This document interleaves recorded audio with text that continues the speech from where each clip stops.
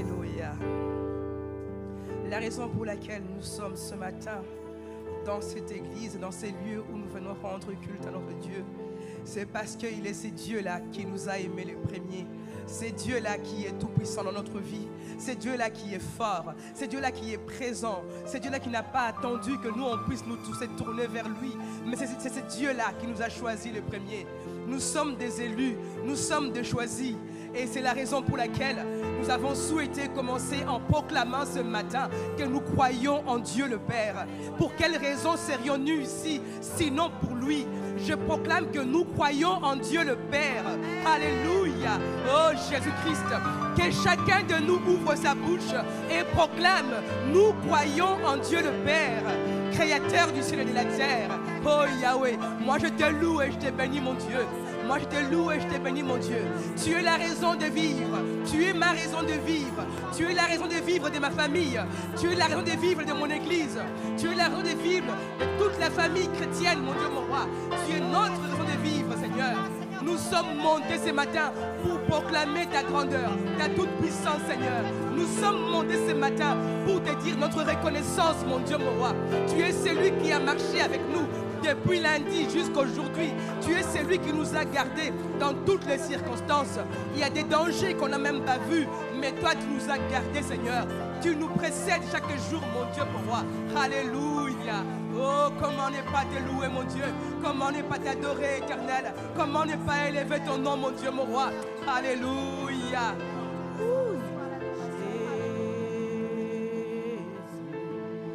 Roi des rois.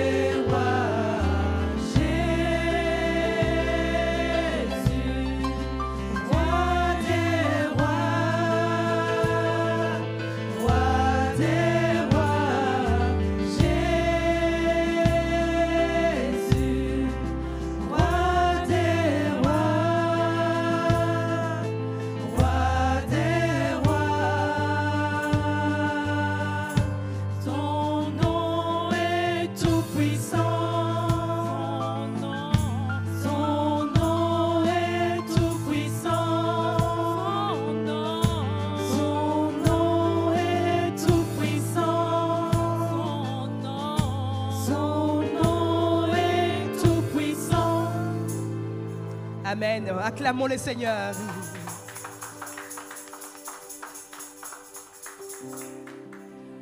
Bienvenue dans la maison de l'Éternel ce matin. On ne pouvait que commencer par proclamer que nous croyons en ce Dieu-là qui nous réunit ce matin. Ce Dieu-là nous a rencontrés tous dans différentes circonstances. Et les jours où il nous a rencontrés, lui savait que ce matin on serait là pour le louer et le célébrer.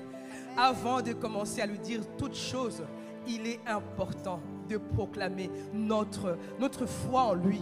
Parce que c'est la seule chose qui nous réunit ici ce matin. On vient des horizons divers. On a vécu des choses différentes durant la semaine. Même ce matin, avant de venir, vous avez pu vivre des choses qui auraient pu vous empêcher de venir ce matin à l'église de Dieu. Mais nous sommes là. Et je glorifie le Seigneur pour cela. Parce qu'il n'y a rien de plus important que de se retrouver dans sa maison pour élever sa grandeur. Ce matin, moi, j'aurais pu ne pas être là ce matin. Parce que j'étais terrassé par une forte grippe toute la semaine. Je ne pensais même pas que je pourrais parler. Mais j'ai dit au Seigneur, aide-moi. Lui seul sait comment ça se fait que je suis là et que je peux vous parler. Ma voix ne sortait même pas. Mais je loue le Seigneur pour cela. Une grippe, c'est rien. Il y en a qui vivent des choses plus graves que cela. Et ce même Dieu a été le Dieu qui a empêché les obstacles que vous n'avez même pas remarqué pour que vous n'arriviez pas ici ce matin. Alors on va le glorifier. On va le glorifier, on va le glorifier parce qu'il est ce Dieu-là qui apporte cette lumière, cette joie dans notre cœur, dans notre âme qu'on ne peut expliquer par des mots humains. Alléluia, glorifions le Seigneur.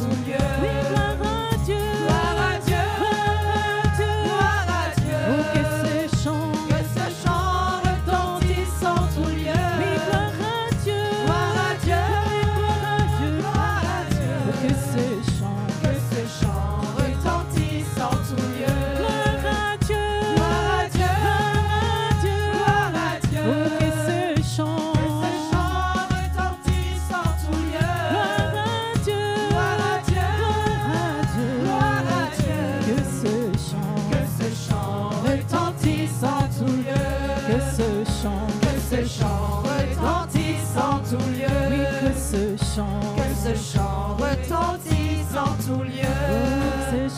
Que ce chant retentisse en tout lieu. Alléluia. Alléluia. Alléluia. Alléluia. Alléluia. Oh Seigneur. Gloire à toi, Éternel, gloire à toi. Qu'il est bon de venir glorifier ton nom, Seigneur. Qu'il est bon. Moi, ça me fait du bien de pouvoir glorifier ton nom, Seigneur. Parce que tu es ce Dieu-là. C'est Dieu-là qui me fait du bien. C'est Dieu-là qui met la joie, la lumière, mon Dieu, mon roi, dans ma vie. Les circonstances de la vie sont là.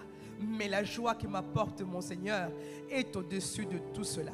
Me permet d'avancer sans m'inquiéter, avec confiance, parce que je sais que ce Dieu-là est un grand Dieu qui agit selon sa volonté, mais pour mon bien et pour ton bien. Alléluia. Gloire à l'Éternel. Gloire à l'Éternel. Oh Jésus, oh Jésus, oh Jésus. Éternel, nous sommes là vraiment pour te louer, Seigneur, pour t'apporter notre louange, pour venir honorer ton nom, Seigneur. Tu es le Dieu qui mérite honneur, gloire et louange, Père éternel. C'est pourquoi nous sommes là ce matin. Oh Jésus, Jésus, Jésus, Jésus, Jésus. Oh Jésus. Alléluia. Béni soit ton Saint-Nom. Béni soit ton Saint-Nom, Seigneur.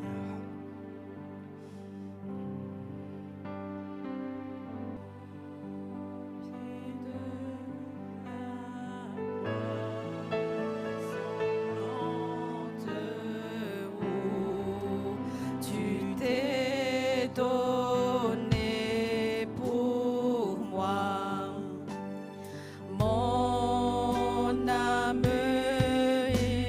émue, tremblant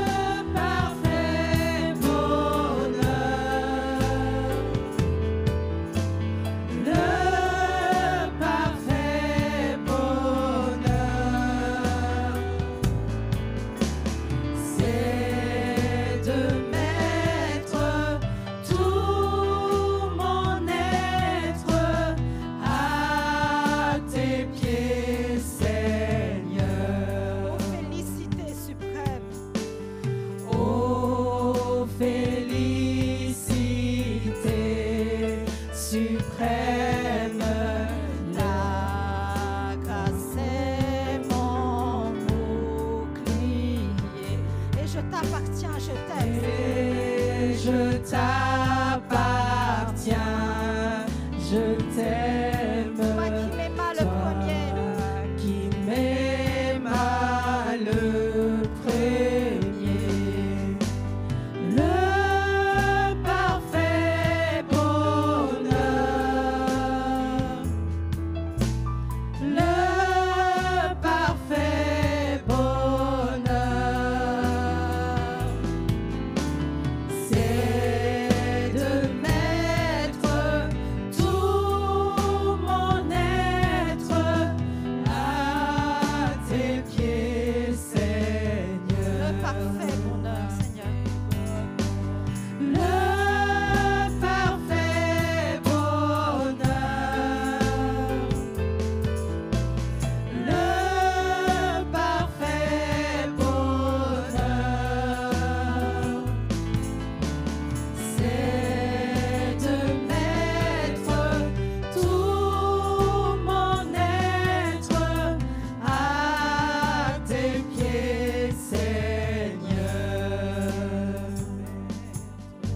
C'est de mettre tout mon être à tes pieds, Seigneur. Alléluia.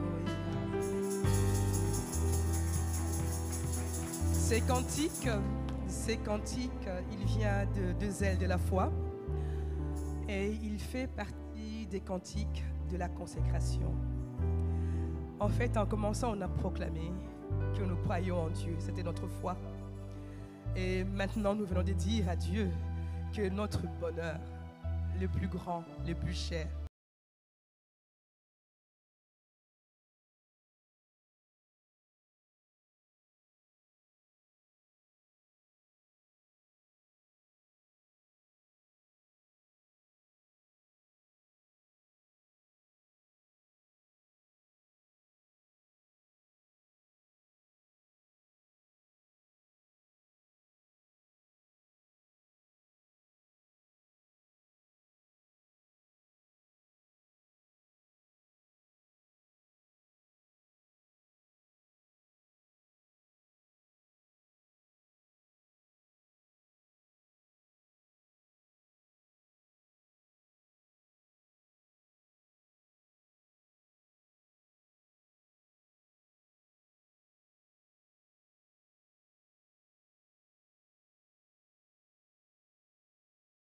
venir ici. Et vraiment, honnêtement, on est vraiment très honorés, d'autant plus que ça nous a réduit un petit peu notre distance habituelle. Donc, pour venir, comme nous sommes aussi du Hainaut, pour venir ici, c'est plus court que pour nous d'aller à Bruxelles. Donc, c'était tant mieux. On a pu se préparer très tranquillement ce matin. On est arrivé même à l'avance. Bon, c'est très, très bien. Gloire à Dieu. Amen. Voilà. Et je ne suis évidemment pas venu tout seul. Je suis venu, comme vous l'avez vu, avec mon équipe de mesdames. Hein, voilà, comme je suis le seul mâle de la maison, voilà. Donc je suis venu avec mon épouse, maman Aminata, qui est là. Voilà, et merci pour elle. Et avec nos trois princesses, donc notre aînée qui est là, c'est Kyrielle, notre deuxième c'est Keila et notre troisième c'est Clairvy. Voilà, merci. Merci. Voilà. Donc, ceci étant dit, bon, si ma tablette veut bien, vous voyez, il y a une petite révolte comme ça, la tablette ne veut plus s'allumer, mais c'est pas grave, il cherche mon visage, voilà. Oui, donc, ce qui m'a vraiment frappé ce matin, non seulement on a commencé avec des chants que nous connaissons, et ça c'est toujours rassurant quand on se retrouve un petit peu dans... même si, comme Annie vient de le dire, nous sommes à la maison, nous sommes chez nous. Quand on entend les chants, ça nous rassure encore plus, nous sommes vraiment à la maison. Mais encore une chose qui m'a interpellé, c'est dès le début, parmi les premières phrases qu'elle a dites, elle disait « nous sommes des élus ». C'est bizarre parce que c'est ça le thème d'aujourd'hui. C'est vraiment le Saint-Esprit qui agit, Amen. Et le thème que nous allons méditer aujourd'hui, c'est un peu plus large que ça, c'est « à cause des élus ». Attendez, juste qu'il me détecte, voilà.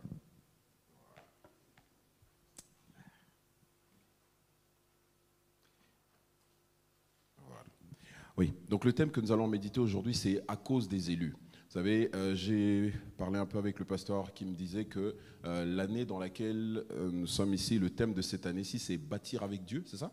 Voilà, bâtir avec Dieu. Donc, il est très important que nous puissions prendre conscience, lorsque nous sommes en train de bâtir avec Dieu, que nous puissions prendre conscience de l'urgence.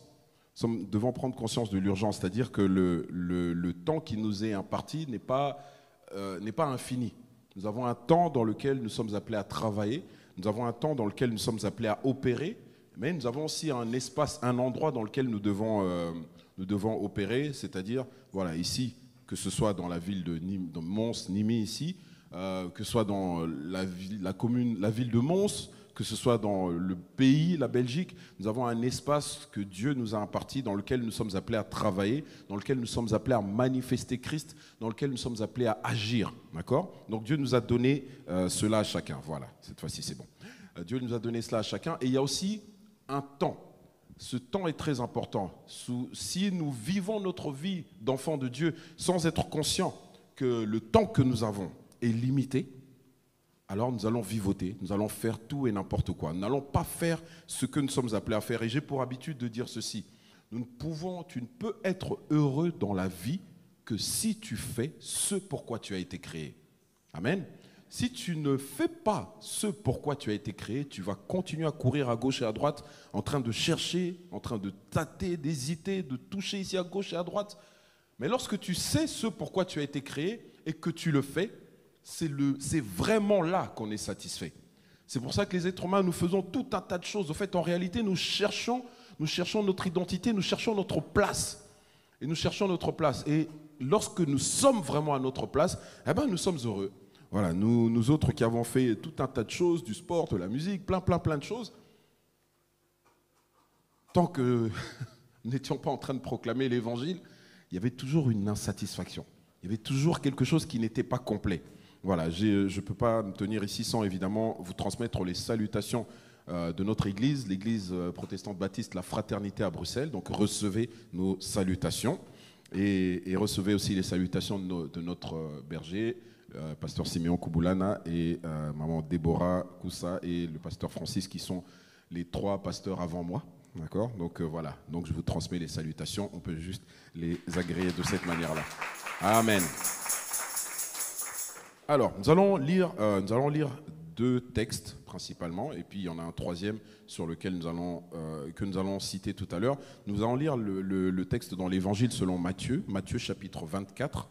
C'est une très très longue lecture, mais c'est important que nous puissions la faire complètement, parce que j'ai déjà essayé de le faire sans le lire complètement, et il manque des choses. Matthieu chapitre 24, pour ceux qui notent, versets 1 à 28, ça c'est le premier texte, on peut déjà noter. Matthieu 24, 1 à 28, et le deuxième texte, ce sera Genèse 18, 20 à 33. Genèse 18, 20 à 33. Donc je répète, le premier texte, Matthieu 24, 1 à 28, c'est ce que nous allons lire maintenant, et juste après nous lirons Genèse chapitre 18, versets 20 à 33. Voilà, nous lisons au nom du Seigneur. Matthieu chapitre 24, versets 1 à 28. Lisons. Comme Jésus s'en allait, au sortir du temple, ses disciples s'approchèrent pour lui en faire remarquer les constructions. Mais il leur dit, « Voyez-vous tout cela ? Je vous le dis en vérité, il ne restera pas ici pierre sur pierre qui ne soit renversée. » Il s'assit sur la montagne des Oliviers et les disciples vinrent en particulier lui poser cette question. « Dis-nous, quand cela arrivera-t-il et quel sera le signe de ton avènement et de la fin du monde ?» Jésus leur répondit, « Prenez garde que personne ne vous séduise. Car plusieurs viendront sous mon nom, disant, c'est moi qui suis le Christ. Et ils séduiront beaucoup de gens. Vous entendrez parler de guerres et de bruits de guerre. Gardez-vous d'être troublés, car il faut que ces choses arrivent. Mais ce ne sera pas encore la fin. Verset 7. Une nation s'élèvera contre une nation et un royaume contre un royaume, et il y aura en divers lieux des famines et des tremblements de terre. Tout cela ne sera que le commencement des douleurs. Alors, on vous livrera au tourment et l'on vous fera mourir. Et vous serez haïs de toutes les nations à cause de mon nom. Alors aussi, plusieurs succomberont et ils se trahiront et se haïront les uns les autres. Plusieurs faux prophètes s'élèveront et ils séduiront beaucoup de gens. Et, parce que l'iniquité se sera accrue, l'amour du plus grand nombre se refroidira. Mais celui qui persévérera jusqu'à la fin sera sauvé. Cette bonne nouvelle du royaume sera prêchée dans le monde entier pour servir de témoignage à toutes les nations. Alors viendra la fin. C'est pourquoi, lorsque vous verrez l'abomination de la désolation dont a parlé le prophète Daniel établie en lieu saint, que celui qui lit fasse attention. Alors que ceux qui seront en Judée fuient dans les montagnes, que celui qui sera sur le toit ne descende pas pour prendre ce qui est dans sa maison, et que celui qui sera dans les champs ne retourne pas en arrière pour prendre son manteau. Malheur aux femmes qui seront enceintes et à celles qui allaiteront en ces jours-là. Priez pour que votre fuite n'arrive pas en hiver, ni un jour de sabbat. Car alors la détresse sera si grande qu'il n'y en a point eu de pareil depuis le commencement du monde jusqu'à présent et qu'il n'y en aura jamais. Et, voilà, c'est là que ça nous intéresse. Et si ces jours n'étaient pas abrégés, personne ne serait sauvé. Mais, voici le titre de notre message, à cause des élus, ces jours seront abrégés. Si quelqu'un vous dit alors, le Christ est ici ou il est là, ne le croyez pas, car il s'élèvera de faux Christ et de faux prophètes. Ils feront de grands prodiges et des miracles au point de séduire, s'il était possible, même les élus.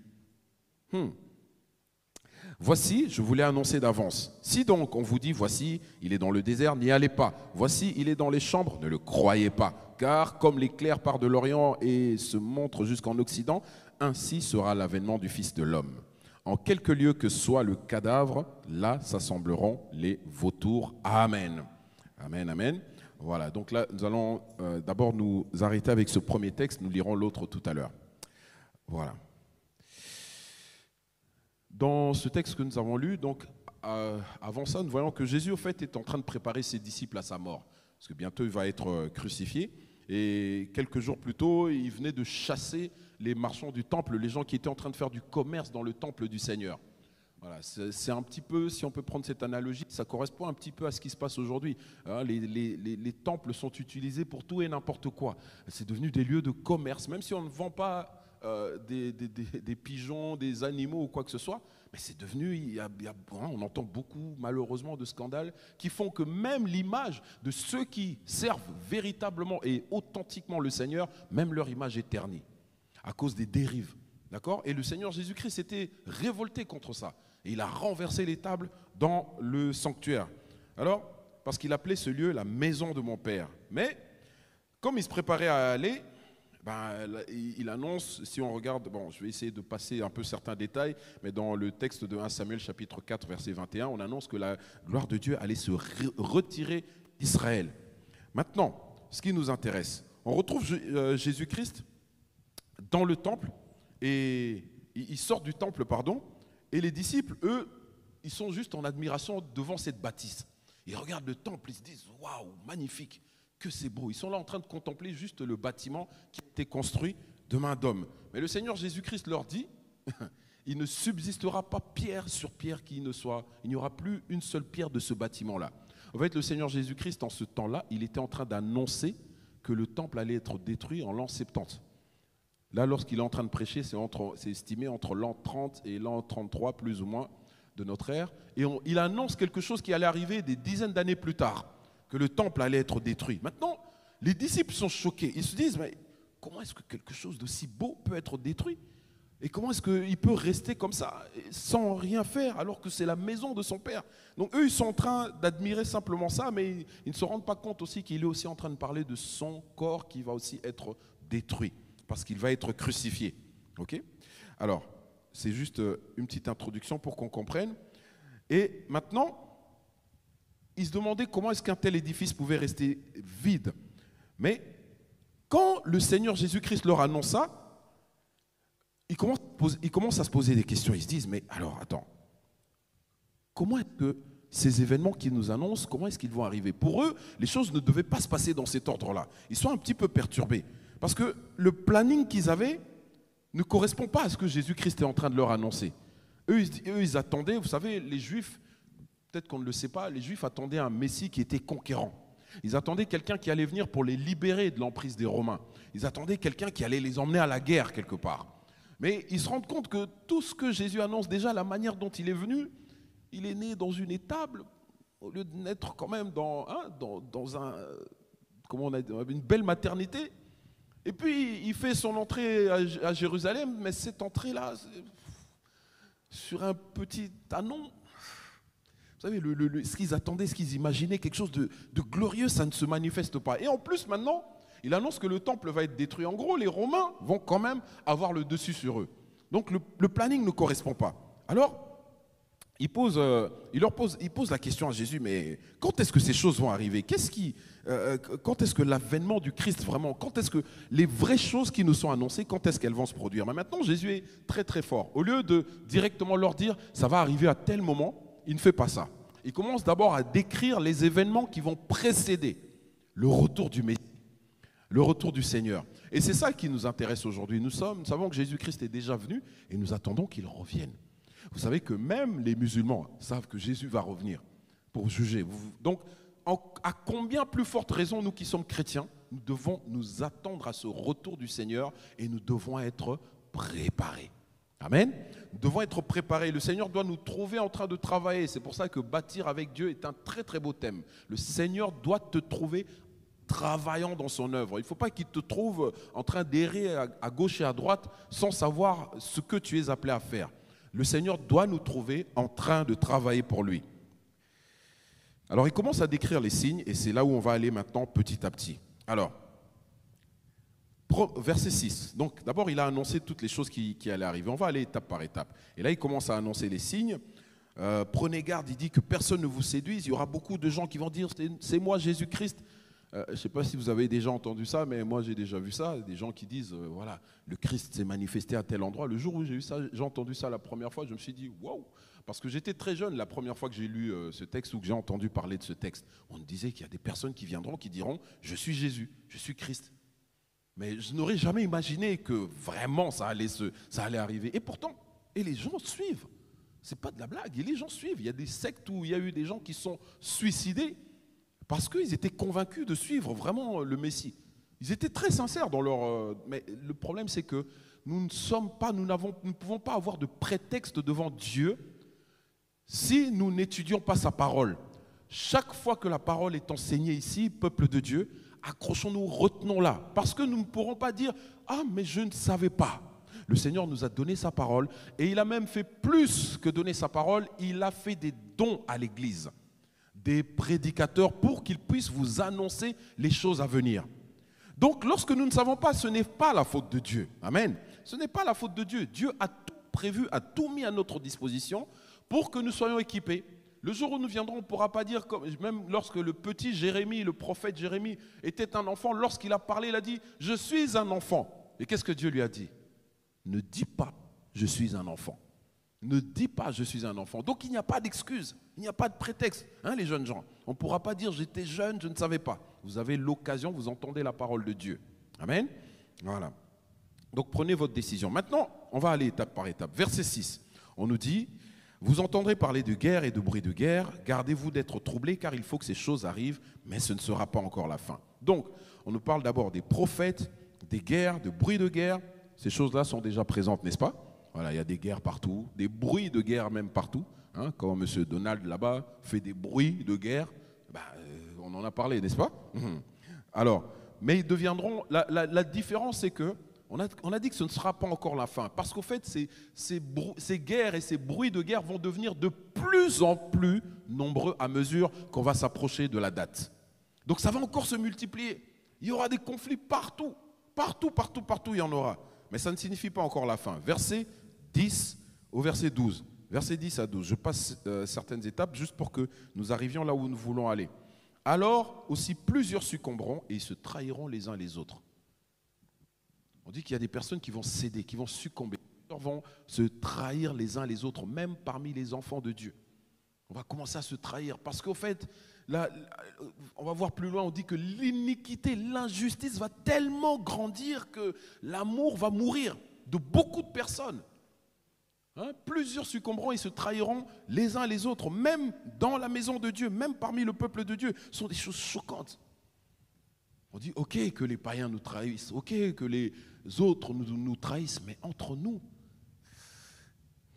c'est pas rassurant. Hein? Ce n'est pas rassurant. Bien-aimé, toi qui entends la parole aujourd'hui, prends la décision dans ton cœur. Jamais je ne serai du nombre de ceux qui trahissent les autres. Amen. Et il faut le dire, pas seulement l'entendre, il faut le dire. Parce que ce que nous déclarons de notre bouche devient une réalité. Amen. Voilà, beaucoup vont, et alors il y a aussi le fait que beaucoup vont se détacher de la foi et commettre des trahisons spirituelles. Ceux qui vont chuter de cette façon vont démontrer qu'ils n'ont jamais été à Christ. Parce qu'en réalité, si tu es ancré en Christ, vous voyez, quand un bateau jette l'ancre, c'est quand il arrive au port et on jette l'ancre dans l'eau, ça veut dire qu'il va stationner à cet endroit-là. Parce que s'il y a des vents, si l'ancre n'est pas vraiment dans le fond, ben le bateau va bouger, il va partir. Mais vous voyez que parfois, il y a des bateaux qui sont sur le port et ils restent là. Ils restent là parce qu'on a jeté l'ancre. Alors c'est ce que nous, enfants de Dieu, nous devons être. Nous devons être ancrés dans la parole. C'est-à-dire que nos pieds sont installés dans la parole, à tel point que même s'il y a des tempêtes, même s'il y a du vent, ça ne nous fera pas bouger. Amen. Nous n'allons pas changer, nous n'allons pas abandonner notre foi parce que le monde est en train de s'agiter. Et je disais ça récemment à quelqu'un, je disais que parfois très souvent je prie pour mes enfants parce que je me dis, le monde dans lequel ils sont en train de vivre, plus les années vont passer, plus ça va être difficile de servir Dieu. Parce que vous voyez comment ça se passe aujourd'hui, nous, même à l'église, quand on est là, maintenant on doit respecter tout le monde. Vous voyez, nous on a grandi, moi j'ai grandi une petite partie de ma vie, j'ai grandi en Afrique. En Afrique, le pasteur parle et on écoute et c'est tout, vous voyez. Mais quand on arrive ici, on fait des compromis, hein, d'accord, voilà, c'est pas mauvais, hein, je ne critique pas du tout le système ici, mais on s'entend, on négocie. Ah, telle personne dit, oui, mais aujourd'hui, j'étais pas bien, je suis resté à la maison. Bon, on peut pas... Nous, en Afrique, le pasteur va t'engueuler un peu. Comment tu restes à la maison? C'est le dimanche. Ici, on va venir vous parler calmement parce que si on dit, la personne ne viendra plus à l'église. Vous voyez, donc, voilà, plus le temps va passer, plus on va faire des arrangements. Mais le problème, c'est que plus on fait des arrangements, plus on s'installe dans ce confort aussi. Vous voyez, c'est là le danger. C'est que plus on s'installe dans ce confort et dans ses habitudes, et malheureusement les mauvaises habitudes ont pour particularité que ça devient très très vite une routine. Et je vous assure que quand tu es ancré dans les mauvaises habitudes, pour changer et entrer dans les bonnes habitudes, ça devient difficile. Ça devient difficile. C'est pour ça qu'on nous dit que toi qui as connu le Seigneur, ne retourne pas en arrière. Ne retourne pas à ce que tu as vomi. Parce que la parole de Dieu t'avertit que ta situation sera pire qu'avant que tu aies connu le Seigneur. Est-ce qu'on peut imaginer ça? Moi, personnellement, je n'arrive pas à imaginer que ma vie puisse être pire que ce qu'elle a été avant. Rien que d'y penser, je me dis non, Seigneur, même si des fois c'est dur, même si des fois c'est compliqué, je préfère rester là. Parce que là-bas, moi, si vous n'avez pas connu la vie... Bon, si votre vie a toujours été très lisse, pas de problème, hein, d'accord? Mais venez, je vais vous raconter ce qui... D'accord? Après, on va en parler. Je vais vous expliquer comment ça se passe là-bas, hein, d'accord? Quand le diable te tient comme ça et qu'il t'égorge et te dit « tu n'iras nulle part hein », je vais vous raconter, hein, comme ça vous verrez. Maintenant, imaginez que ce que je vais vous raconter, ce n'est rien à côté de ce qui vous attend lorsque vous retournez en arrière.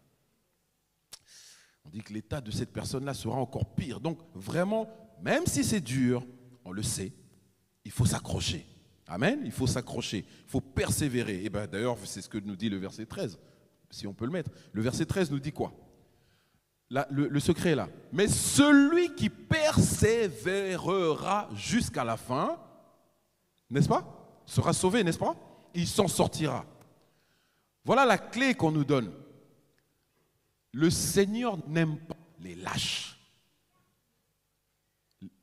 Le mot lâche vient du verbe lâcher, n'est-ce pas?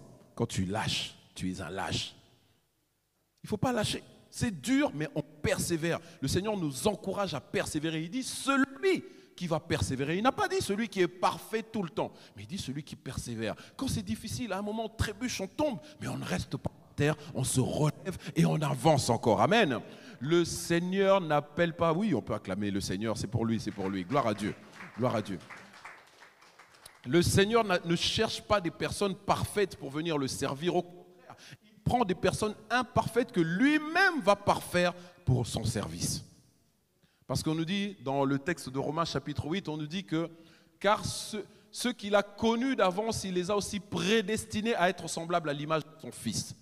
Ouais, vous voyez, il les a prédestinés. Puis on dit, ceux qu'il a prédestinés, il les a aussi appelés. Et ceux qu'il a appelés, il les a aussi justifiés. C'est Dieu qui appelle, mais c'est lui qui te rend juste. Amen. Dieu n'attend pas que, donc comme souvent le prétexte que nous avons, ah non, je ne peux pas encore venir à l'église parce que tu sais, ma vie, ce n'est pas encore top. C'est magnifique, c'est exactement toi qui dois venir à l'église. C'est exactement toi que Dieu cherche. Oui, tu sais, pasteur, ces derniers temps, c'est un peu compliqué, je préfère un peu rester à la maison parce que c'est pas top. Eh bien, c'est ce que Dieu veut là. Amen. C'est comme si tu disais, j'attends d'être guéri avant d'aller à l'hôpital. Oh, tu vas aller faire quoi à l'hôpital? Ah, ça ne sert à rien. J'attends d'être guéri. Médecin, docteur, je suis en train de traiter quelque chose, mais dès que c'est réglé, promis, je viens vous voir. Autant dire au docteur qui ne sert à rien. Voilà, d'accord? Mais celui qui persévérera jusqu'à la fin sera sauvé. Donc, j'ai sauté la partie où on dit l'amour du grand nombre se refroidira. Ah non, c'est au verset, c'est plus loin. Ok. Alors, verset 14 maintenant. Le verset 14, allons-y. Le verset 14 nous dit, cette bonne nouvelle du royaume sera prêchée dans le monde entier. Parce que celui qui persévérera jusqu'à la fin sera sauvé, c'est une bonne nouvelle.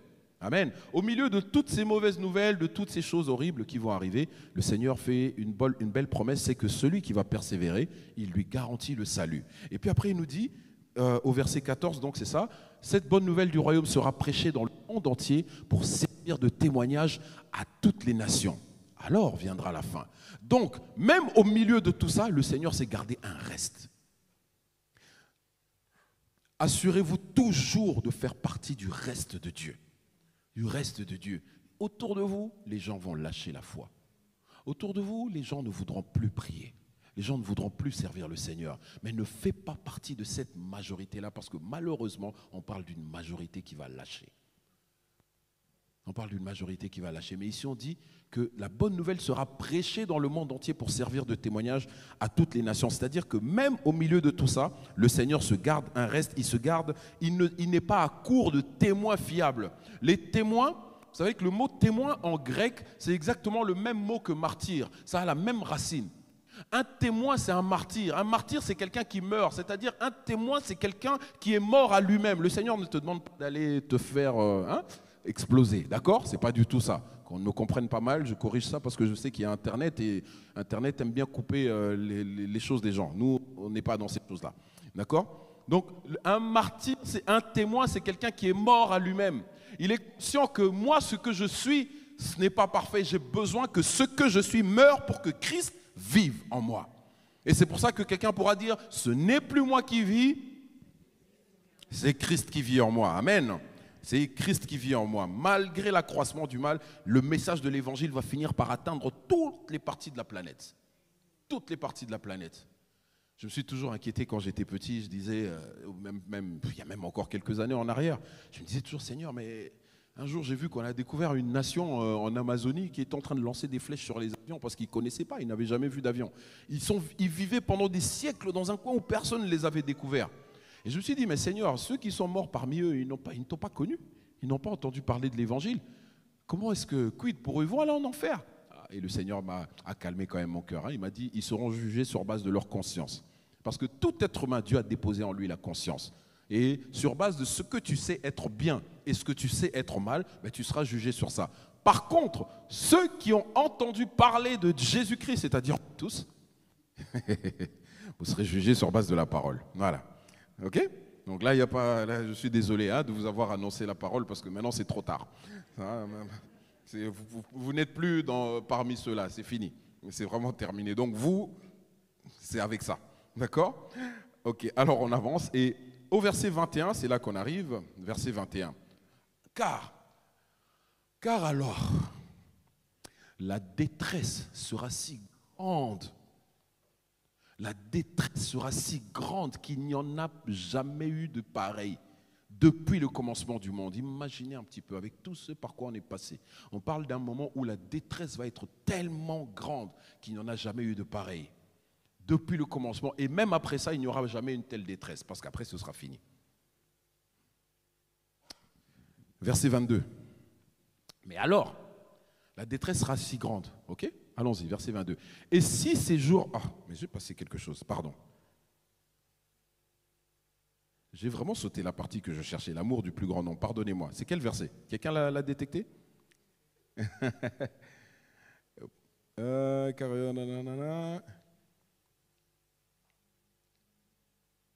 Oh, personne ne l'a trouvé. L'amour et l'amour du plus grand nombre se refroidira. On l'a lu tout à l'heure, mais je l'ai sauté. Vraiment, pardonnez-moi. Je suis passé devant sans m'y arrêter. Hein. Voilà.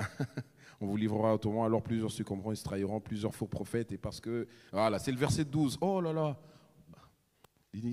Oui, c'est ça, c'est le verset 12. Pourtant, il était là tout à l'heure. C'est bizarre, je ne l'ai pas vu. Ah ok, le verset 12. Et parce que l'iniquité se sera accrue. L'iniquité, c'est l'injustice, et j'en ai parlé. L'injustice se sera accrue, l'amour ou la charité du plus grand nombre va se refroidir. Ce à quoi je voudrais nous encourager, je l'ai dit tout à l'heure, c'est que tu ne fasses pas partie de ce plus grand nombre. On a dit que l'amour du plus grand nombre, pas du plus petit nombre. Ça veut dire que ceux qui vont abandonner, ceux qui ont l'amour, mais qui vont laisser cet amour se refroidir, seront très nombreux. Bien-aimé, ne te fie pas à la majorité. Ne te fie pas à la majorité. Ce n'est pas parce que tout le monde fait comme ça que ça veut dire que c'est ça qui est right, que c'est ça qui est bon. Nous allons devenir de plus en plus minoritaires, et d'ailleurs c'est le cas maintenant, on devient de plus en plus minoritaires, les vrais, ils deviennent de plus en plus minoritaires. Même si vous avez l'impression que dans le monde, les églises pullulent parfois dans certains pays, il y en a de plus en plus, mais les vrais deviennent très peu. Ceux qui restent vraiment fidèles à la parole. Et il faut que tu t'assures de rester fidèle à la parole. Amen. Assure-toi de ça. Lis la parole bien. N'écoute pas, ce n'est pas TikTok qui enseigne. Ce n'est pas ChatGPT qui enseigne. Absolument pas. N'est-ce pas? Si tu vas sur... Je dis ça tout le temps à mes filles. Quand chat machin, tu appuies là-dessus, lui, qu'est-ce qu'il fait? Il va chercher sur Internet et il te donne des infos. Ouais, il ne va pas te demander à Dieu. Hein. Même si tu lui demandes de prier, il va regarder sur Internet une prière, il t'emmène ça. Et toi, tu dis, waouh, ChatGPT est trop fort. Continuez à mettre votre foi là-dedans, ça va être problématique. Hein. Alors, verset 22, maintenant on peut revenir au verset 22. L'amour du plus grand nombre se refroidira. Maintenant, ces choses-là seront tellement horribles. Et on dit, la parole dit, si ces jours de douleur et de détresse n'étaient pas abrégés, c'est-à-dire, si cette douleur ne s'arrête pas, si le Seigneur n'arrête pas cette escalade du mal, de douleur, de souffrance, si le Seigneur n'arrête pas ça, personne ne sera sauvé, parce que ça va être insupportable. Ça va être insupportable. Mais voici la raison pour laquelle, et c'est ça qui nous intéresse aujourd'hui, je voudrais que tu te focalises sur ça. Après ça, il n'y aura plus beaucoup de choses à dire, parce que l'essentiel a été dit. Voici la raison pour laquelle le Seigneur va arrêter les souffrances. C'est à cause des élus. Les élus sont ceux qui sont appelés et qui ont dit oui.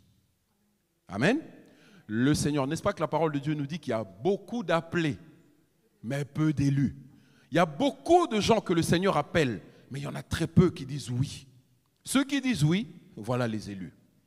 Parce que parfois on pense que Dieu a choisi, ah non, lui il va être sauvé, mais lui il ne va pas être sauvé. Non, sinon pourquoi est-ce qu'il attend? Il devrait déjà revenir. La parole de Dieu nous apprend que le Seigneur Jésus retarde sa venue, et la raison pour laquelle il retarde sa venue, c'est parce qu'il veut qu'un grand nombre puisse être sauvé. Donc si le Seigneur traîne encore, c'est parce qu'il veut que toi, tu puisses être sauvé. C'est parce qu'il ne veut pas que tu ailles en enfer. Tu sais, bien-aimé, le Seigneur n'a jamais voulu que l'être humain aille en enfer. Jamais, jamais. L'enfer a été créé pour les anges déchus. Satan et ses anges. L'enfer a été créé pour eux. Mais comment ça se fait? Les êtres humains y vont, c'est parce que les êtres humains souscrivent au plan de Satan. Ils acceptent, ah Satan, je préfère te suivre parce que l'affaire de Dieu, là, comme disent les autres de l'Afrique du Nord, l'affaire de Dieu, là, ça ne m'intéresse pas. Mais c'est toi qui choisis. Dieu n'a pas voulu que tu y ailles. Raison pour laquelle il retarde même son retour. Mais je voudrais te dire quelque chose. Que tu sois jeune, que tu sois plus vieux, le temps court. Le temps court. Non seulement est court, mais le temps est court aussi. Le temps court. On a eu des amis avec qui on a grandi qui ne sont plus là. J'ai vécu avec un ami à 25 ans pile, le jour de son anniversaire, il est mort. Il n'y a pas de date. Tu ne sais pas quand tu vas partir, mais pendant que nous sommes là, assurons-nous que après cette vie, j'aurai encore une vie. Amen. Assure-toi de ça. Parce que si c'est pour que tout s'arrête et que tes proches pleurent et puis c'est tout, c'est dur. Un jour, j'aime souvent rappeler ça à notre église, une maman que certes beaucoup connaissent, mais je ne vais pas dire de qui il s'agit. Lorsqu'elle est décédée, sa sœur avait fait un témoignage et elle disait « Ah, ma sœur aimait beaucoup Jésus-Christ.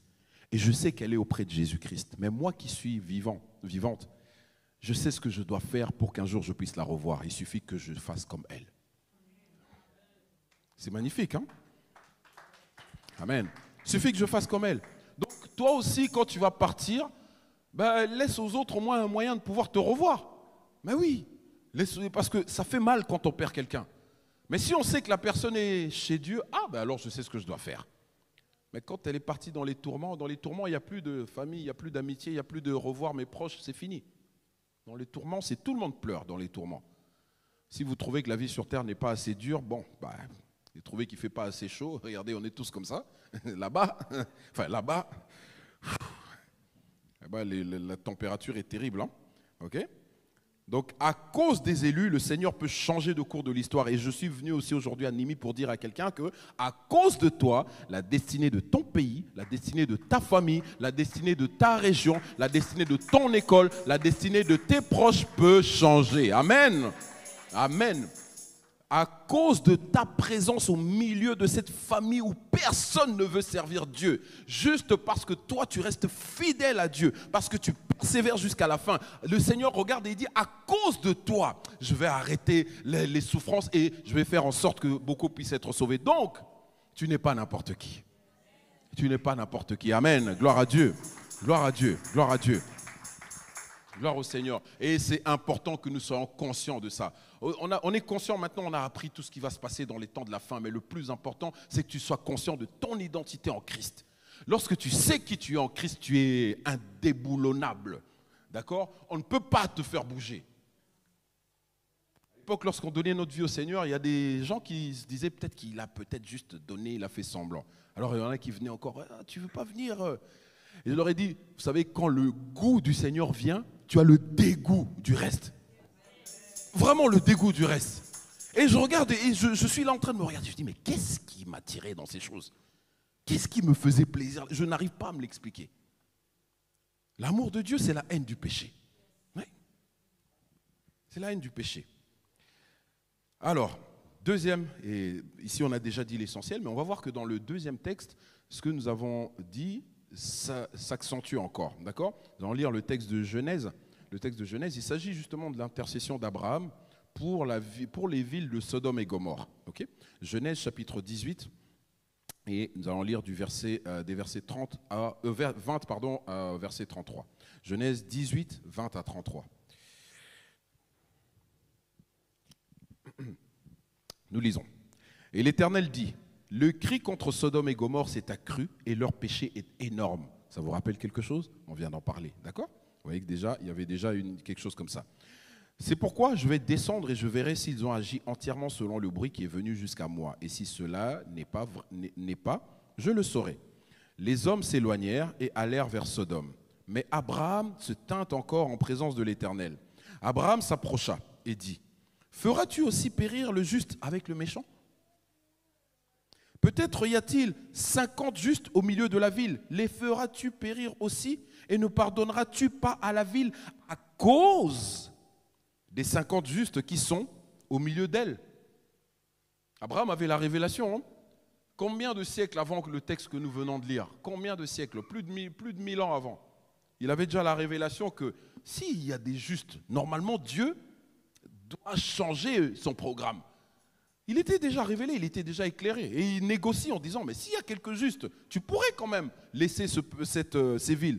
Alors, verset 25, faire mourir, je vais lire là-bas, faire mourir le juste avec le méchant, en sorte qu'il en soit du juste comme du méchant. Loin de toi cette manière d'agir, loin de toi. Celui qui juge toute la terre n'exercera-t-il pas la justice? Verset 26. Et l'Éternel dit, c'est ça qui nous intéresse. C'est ça qui nous intéresse, parce que là, c'est l'Éternel qui parle. Et l'Éternel dit, si je trouve dans Sodome 50 justes au milieu de la ville, je pardonnerai à ces 50 justes.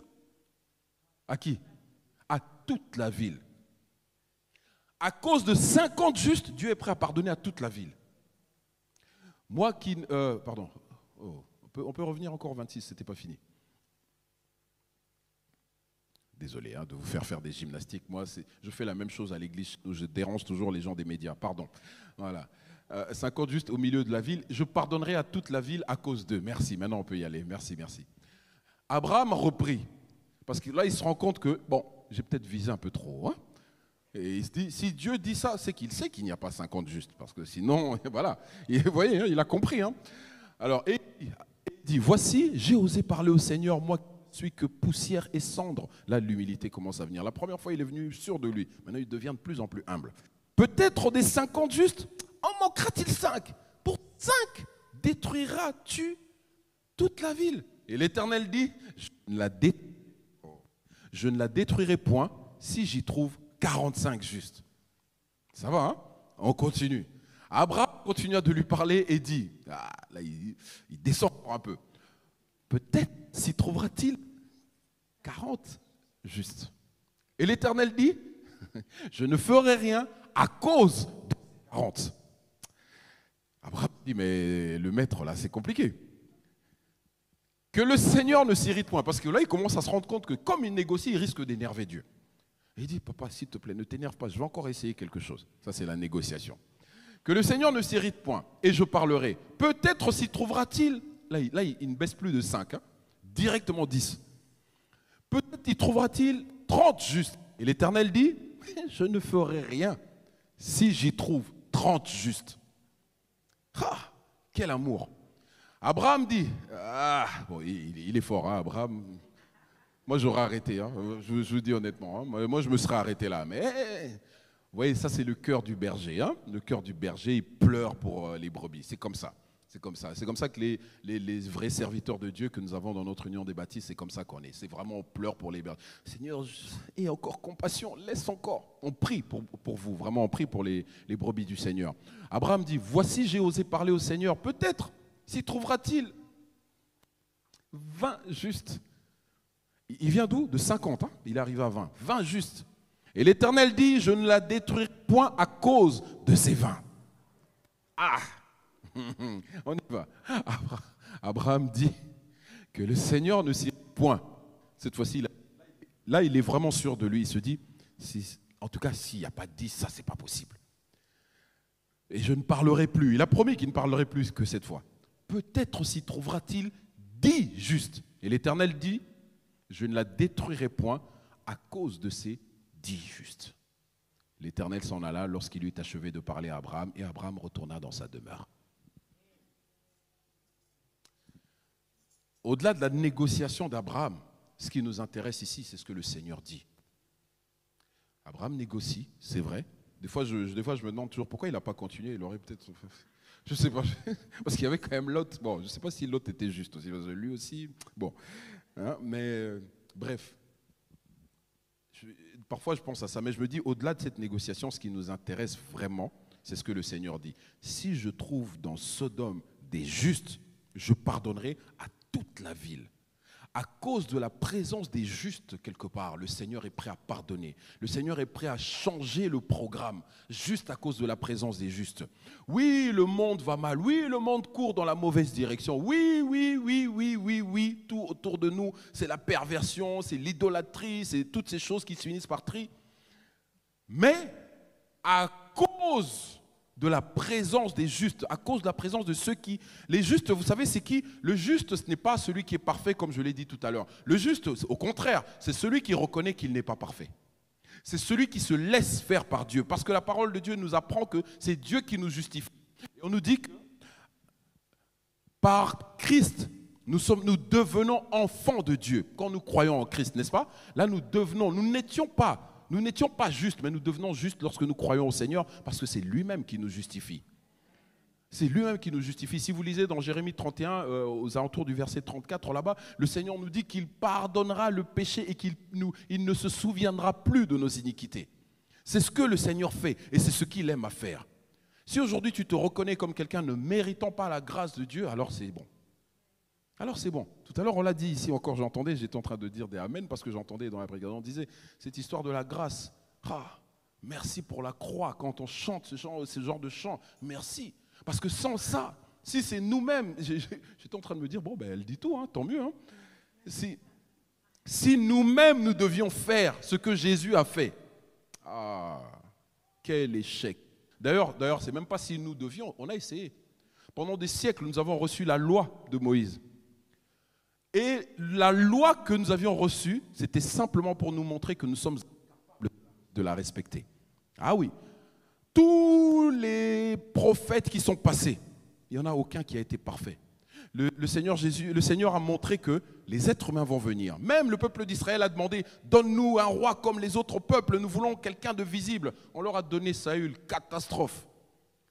Et même quand David est venu, qui était très très bien disposé, ça devait très très bien se passer. Mais même notre cher David, l'homme selon le cœur de Dieu, quand nous regardons, ok, heureusement que c'est Dieu qui dit c'est l'homme selon son cœur. Nous on respecte Dieu, hein, d'accord? Mais nous là, si on regarde vraiment, on met Jésus à côté, compliqué, d'accord? D'ailleurs, si c'était parfait, David allait dire tout est accompli, mais il ne l'a jamais dit. Parce qu'il y avait encore des gens. Après David, il y a encore eu des gens. Après, il y a encore eu. Mais quand Jésus est arrivé,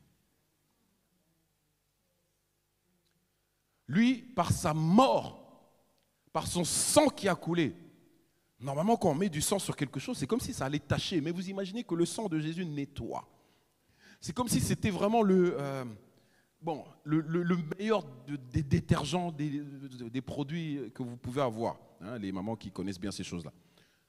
Le sang de Jésus-Christ, à cause des élus, ceux qui acceptent qu'il y a des justes. Alors, cela sous-entend qu'à cause des quelques justes, des milliers peuvent être sauvés. À cause de ta prière, à cause de ta présence quelque part, l'environnement peut changer. Et là, j'encourage vraiment, je nous encourage, je vais terminer, je nous encourage, à cause de notre présence quelque part, il faut que là où tu travailles, il faut que là où tu étudies, il faut que là où tu pratiques ton sport, il faut que l'environnement soit contaminé par la bonté de Dieu, par l'amour de Dieu, par la vie de Dieu. Amen. Amen. Juste à cause de ta présence. Juste à cause de ta présence. Bien-aimé, n'accepte jamais que tu sois quelque part et que rien ne change. Ce n'est pas normal. Jésus-Christ, quand il passait quelque part, les choses changeaient. N'est-ce pas? Quand il arrivait, les gens qui étaient là même en train de mendier, dès qu'il y en a certains, ils attrapent sa robe. Guérison. Il y a des gens, fils de David, aie pitié de moi. Ils regardent, que veux-tu que je te fasse? Que je vois. Et il voit. Jésus ne pouvait pas passer quelque part sans qu'il puisse changer l'environnement. Maintenant, ce n'est plus toi qui vis, c'est Jésus qui vit en toi. Jésus vit en toi, n'est-ce pas? Alors, si tu passes quelque part, c'est que Jésus passe aussi quelque part. Là où tu es, l'environnement doit être influencé. À cause des élus, les gens de ton travail doivent être sauvés. À cause du fait que tu es un élu, les gens de ton école doivent être sauvés. À cause du fait que tu es un élu, ton environnement, ta famille doit être sauvée. Au nom de Jésus. Amen.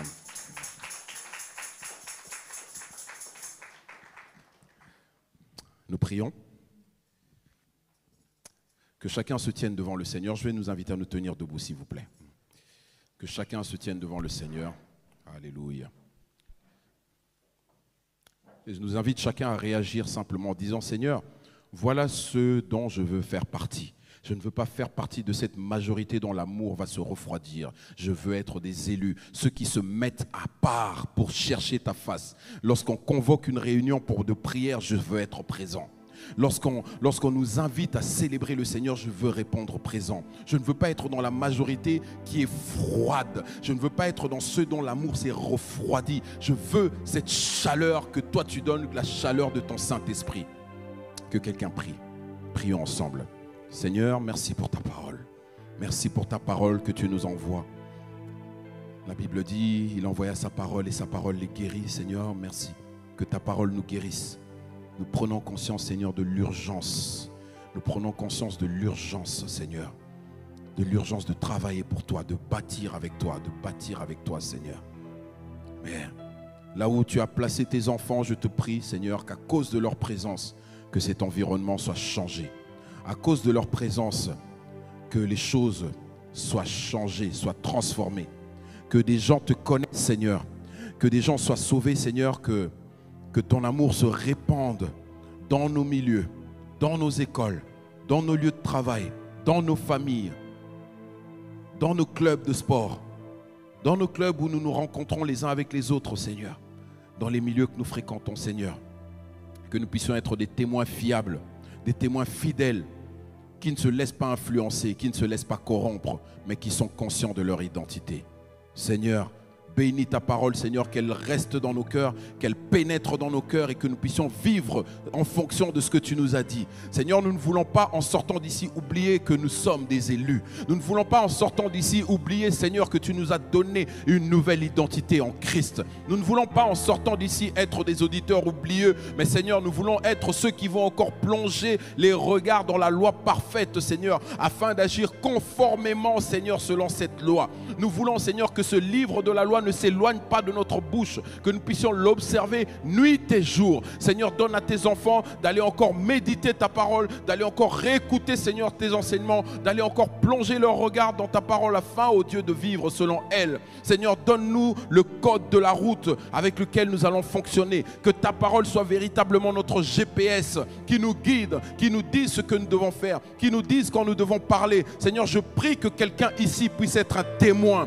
Je prie, Seigneur, que par le comportement de quelqu'un, qu'une vie soit changée. Je prie, Seigneur, qu'à cause du changement que tu vas opérer dans la vie de quelqu'un ici, à l'église de Nimi, à cause de la transformation que tu vas opérer dans la vie d'un jeune, dans la vie d'une maman, dans la vie d'un papa, dans la vie de quelqu'un, Seigneur mon Dieu, à cause de cette transformation que tu opères, Seigneur, que des personnes soient encore attirées à toi. Seigneur mon Dieu, sature l'environnement, Seigneur, dans lequel tes enfants vivent. Sature, Seigneur, de ta présence nos vies au nom de Jésus-Christ. Seigneur, que nous ne puissions pas être de ceux qui se laissent influencer, mais que nous puissions être ceux qui influencent ce monde avec les valeurs du ciel. Au nom de Jésus-Christ. Seigneur, merci. Merci pour ta grâce. Merci pour ta grâce. Que ton règne vienne et que ta volonté s'accomplisse. Au nom du Père, du Fils et du Saint-Esprit. Amen. Acclamons le Seigneur notre Dieu.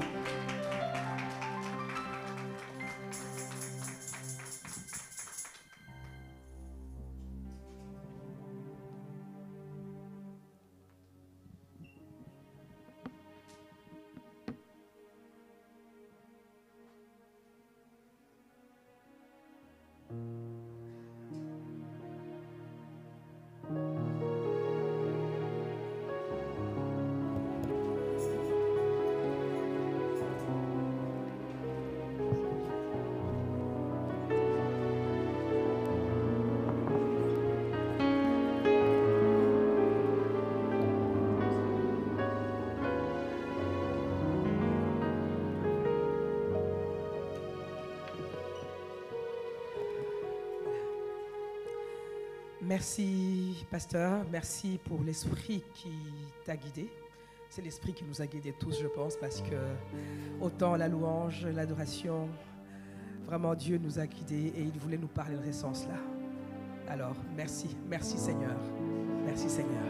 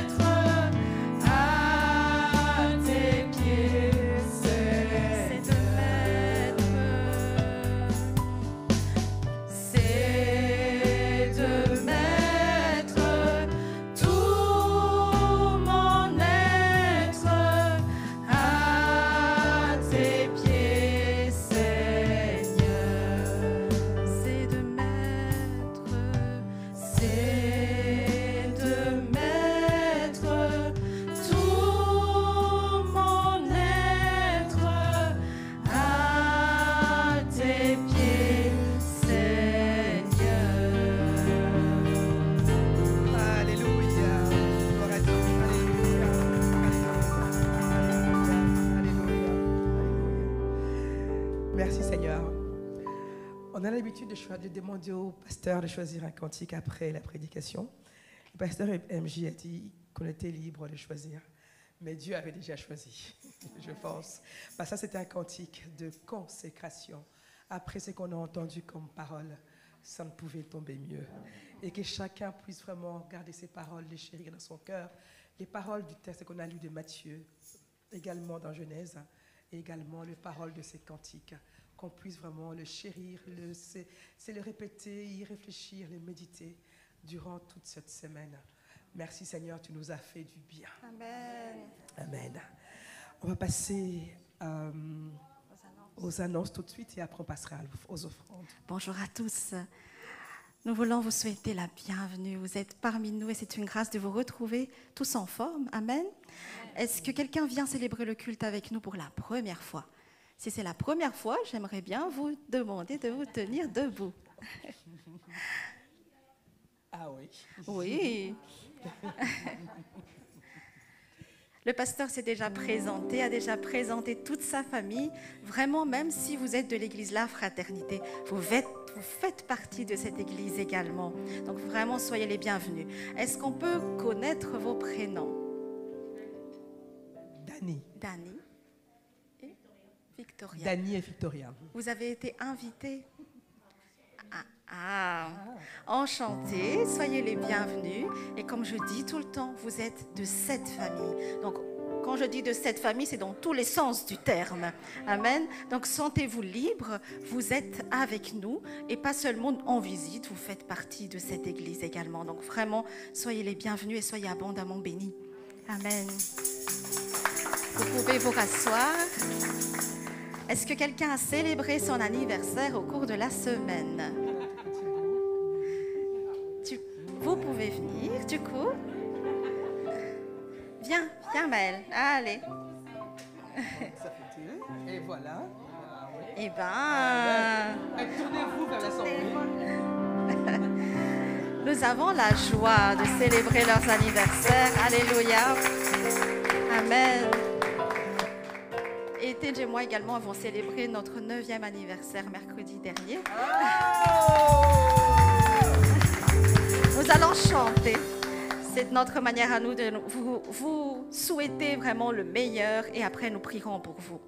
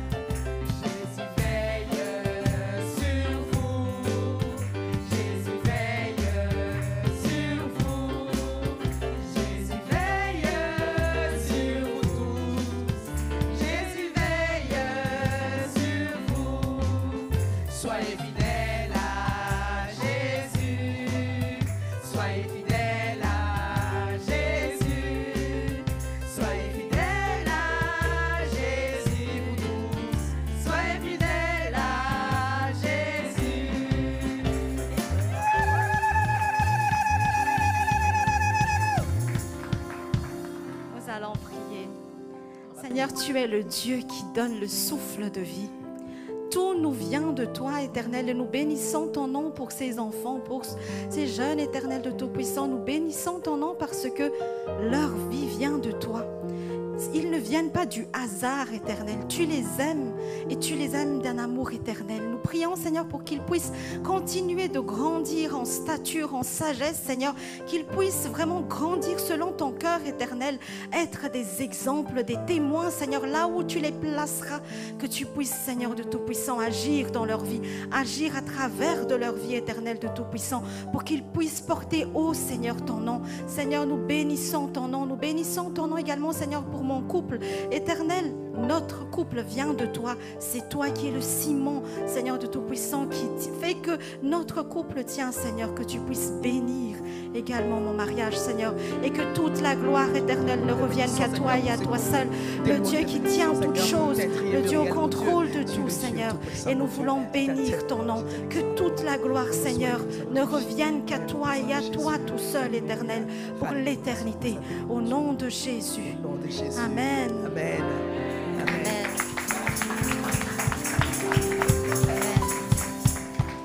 Vous pouvez vous rasseoir. Je vais juste passer quelques annonces. Donc, pour cette nouvelle semaine qui commence, mercredi à 19h30, nous aurons réunion de prière à l'église.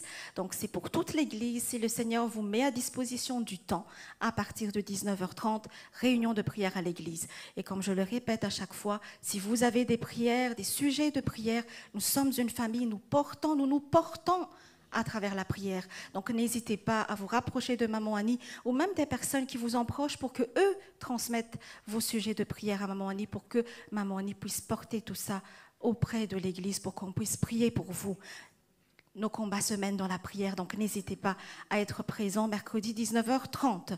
Vendredi 19h30, c'est la répétition du groupe de louanges. Et dimanche, à partir de 9h30, nous avons un moment d'intercession pour prier pour le déroulement du culte. On prie pour ceux qui vont intervenir, pour la chorale, pour les instrumentistes. C'est un moment important parce que tout ce qui se passe ici, c'est pour la gloire de Dieu et nous voulons confier ces moments-là entre les mains de Dieu. Donc à partir de 9h30, à l'arrière, dans la salle de l'école du dimanche, il y a ce moment d'intercession et ce sera suivi de notre culte de 10h à midi.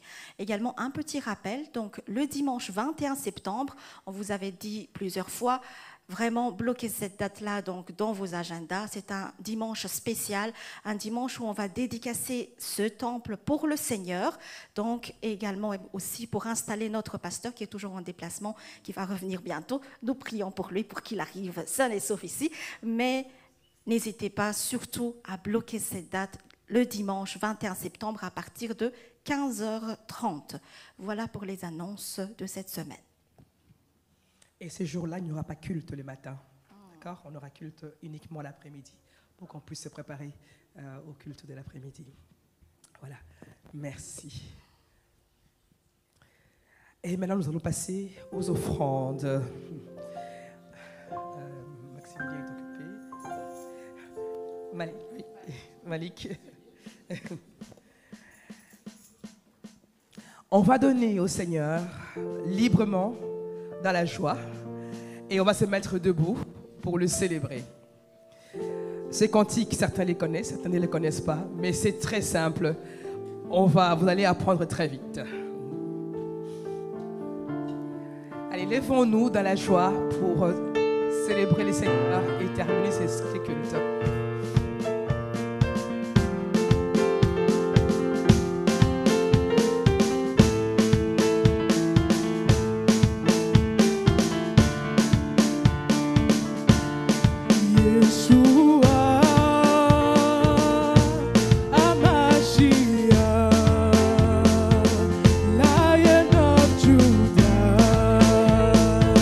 Aku ngecek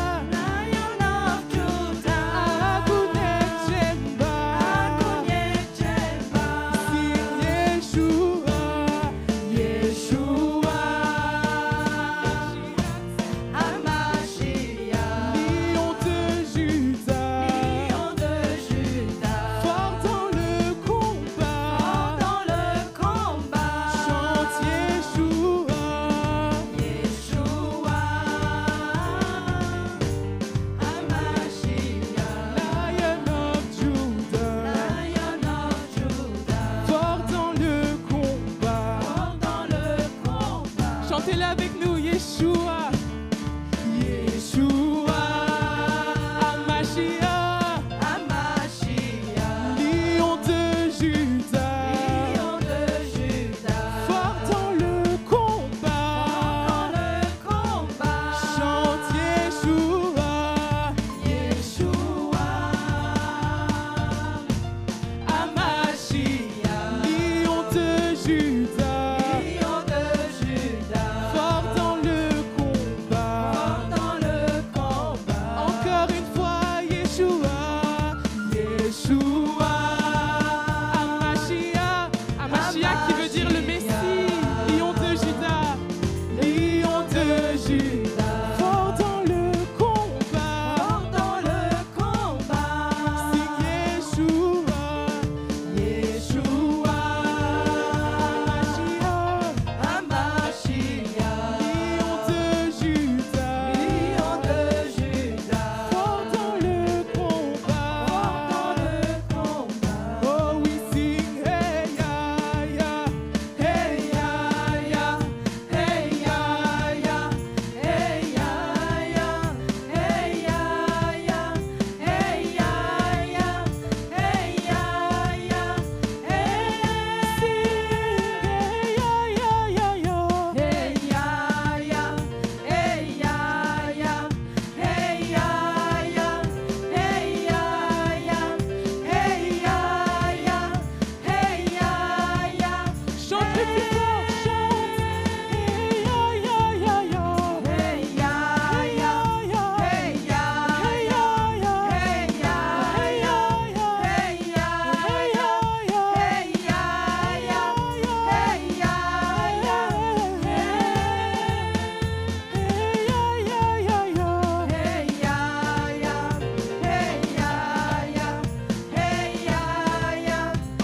ya, hey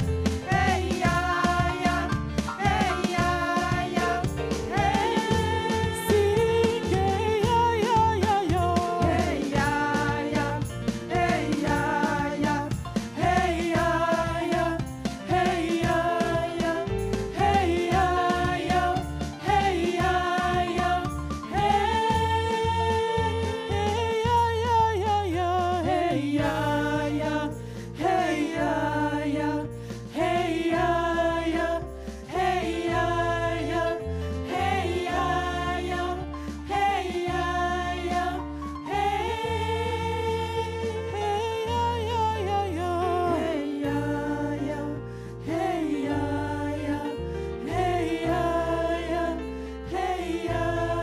ya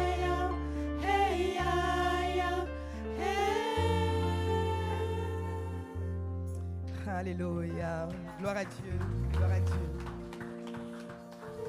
Merci.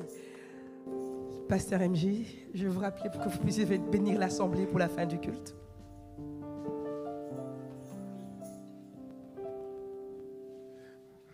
Pardon, je vais encore vous faire lever une dernière fois. Nous rendons grâce. Père éternel, nous te rendons grâce, toi qui as commencé avec nous, Seigneur, ce moment, toi qui as cheminé avec nous et toi qui termines avec nous. Seigneur, mais comme nous avons l'habitude de le dire, nous voulons quitter ce lieu, mais nous ne voulons pas quitter ta présence. Seigneur, que ces moments que nous avons passés dans ta présence, Seigneur, nous accompagnent. Nous te bénissons pour chaque instant, pour la conduite de ce programme, ta servante que tu as utilisée, pour toute l'équipe de louanges, tous les chantres, les instrumentistes et tous ceux qui travaillent, Seigneur, d'une manière ou d'une autre, Seigneur, pour que le culte te soit apporté. Bénis, Seigneur, tous ces sacrificateurs. Seigneur, merci pour ton peuple qui est venu ce matin pour écouter ta parole et t'apporter aussi, Seigneur, ces actions de grâce, ces louanges, son adoration. Seigneur, souviens-toi de chacun. Tu sais, Seigneur, les défis qui attendent les uns et les autres, Seigneur. Nous prions, Seigneur, pour tous ceux qui sont malades, pour tous ceux qui passent par des moments difficiles, pour tous ceux qui sont en attente de certaines choses qui doivent bouger dans leur vie. Père éternel, souviens-toi de chacun. Pour ceux qui ont des dossiers bloqués, Père, nous prions que tu puisses débloquer tout cela, Seigneur, dans ta grâce. Seigneur, et que vraiment, comme nous l'avons reçu ce matin, Seigneur, à cause de ces élus-là, Seigneur mon Dieu, que Père, que le monde soit changé. Merci Seigneur pour ta grâce que tu nous as faite de pouvoir écouter, t'écouter, nous parler. Merci de nous accueillir dans ta présence, de nous inviter à ta table pour manger avec toi. Seigneur, nous te sommes reconnaissants parce que nous savons que nous n'en sommes pas dignes, mais que c'est ta grâce qui a encore agi. Seigneur, nous prions que cette même grâce puisse nous accompagner, nous ramener dans nos demeures sains et saufs, et que tu puisses mettre en nous, Seigneur, l'empressement, la hâte de revenir, nous réunir avec les frères et sœurs, Seigneur mon Dieu, pour que ton nom soit toujours glorifié. Merci pour la communion fraternelle et pour tout ce qui se fait, Seigneur, dans ta présence. À présent, peuple de Dieu, la grâce de notre Seigneur Jésus-Christ, l'amour de Dieu notre Père et la communion du Saint-Esprit vous accompagnent tous. Allez dans la paix du Seigneur, au nom du Père, du Fils et du Saint-Esprit. Amen. Soyez bénis. Amen. Et un bon dimanche à tous.